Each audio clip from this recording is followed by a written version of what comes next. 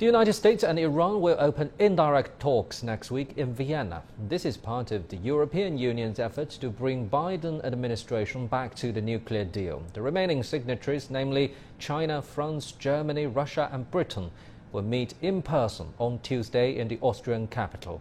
A U.S. delegation will be present for the first time since former U.S. President Donald Trump unilaterally pulled out of the agreement in 2018. Sean Calebs reports.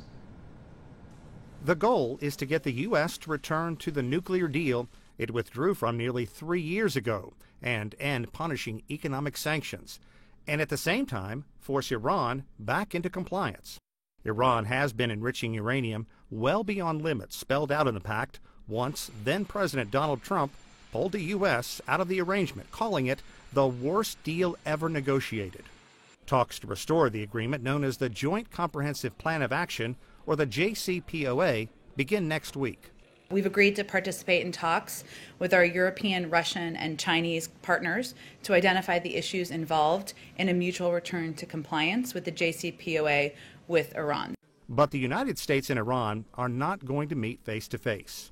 Talks will in essence be chaired and overseen by working groups formed by the European Union. We don't anticipate presently that there will be direct talks between the United States and Iran through the process, though we certainly remain open to them. Iran is taking a different approach. The country's foreign minister, Mohammad Javad Zarif, tweeting, "The aim, rapidly finalize sanction lifting and nuclear measures for choreographed removal of all sanctions, followed by Iran ceasing remedial measures. No Iran-U.S. meeting, unnecessary." It has been a delicate diplomatic dance to get to this point. When Trump pulled the U.S. out of the JCPOA, he implemented harsh sanctions against Iran, hoping the penalties would bring Iran back to the negotiating table. It did not. Since then, both nations have demanded the other offer concessions first. Iran and the United States are worried that taking the first step will make each nation appear weak at home. Diplomats involved in the discussion say right now it appears all parties are on the right track. But moving ahead will not be easy and will take intensive efforts. Sean Caleb, CGTN in Washington. For more insights, let's talk to Professor Wang Jing in Xi'an. Professor, let's start with this indirect meeting between Iran and the United States. Some see it as some kind of progress after a long stalemate between the two countries, but some say it's just a formality. What's your reading?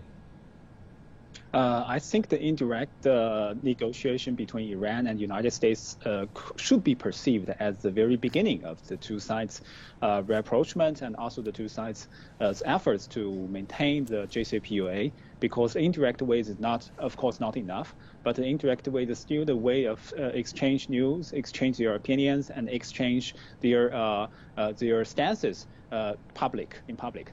If we look at how this will go, I think the representative from the United States and the representative from the Iran, I think they will maybe exchange their opinions via the assistance of the European Union, maybe by the assistance of Russia and also China. But again, as I say, that the exchange is a good beginning, because without exchange of opinions, nothing can be achieved, even in the very indirect way. But I think indirect way is the beginning. Maybe the direct way is ahead. So let's wait and see what will happen. Pando. So how will those thorny topics be exchanged at that indirect meeting? For example, sanctions. Iran has required the overall lift of all sanctions reimposed really by the Trump administration. Do you think the Biden administration will agree? I think finally they will reach the kind of the consensus. But again, if the Iran wants the John Biden's administration to lift all the sanctions immediately, that might not be very likely, because also the United States has their own opinion, their own stances that Iran should go back to the mechanism that JCPOA very immediately. So as we see, it is a kind of the stalemate right now.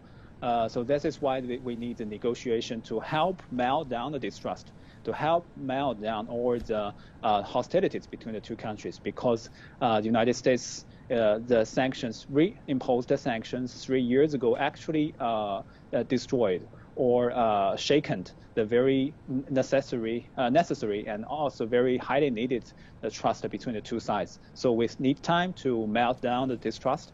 We need the time to cultivate the trust and also the political connections between the two sides. It will take time, but I think the prospect is very positive, is very promising. Do you think the domestic scenario is also positive for the Biden administration? Will there be repercussions from the Republicans on any progress that is in planning? For example, if the overall lift of the sanctions is quite difficult at this particular time, then what about the gradual lift of sanctions? For example, sanctions regarding those medical supplies, especially during this pandemic. Do you think that'll be easy for President Biden in domestic politics? I think the progress that if it is made is always very difficult, not only from the internal perspective of the United States, but also from the internal perspective of Iran.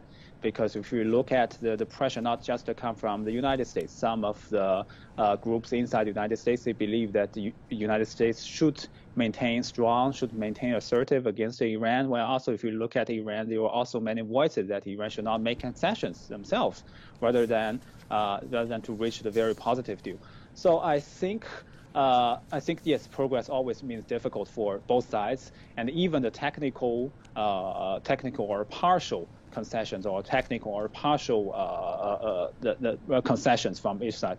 But again, negotiation is very highly needed, and the methods ahead means that two sides need to find ways together, to find solutions together. That means that both United States and Iran, they have to overcome their pressures at home, but to reach the kind of solution themselves altogether under the help of the JCPOA partners, European Union, Russia, and China.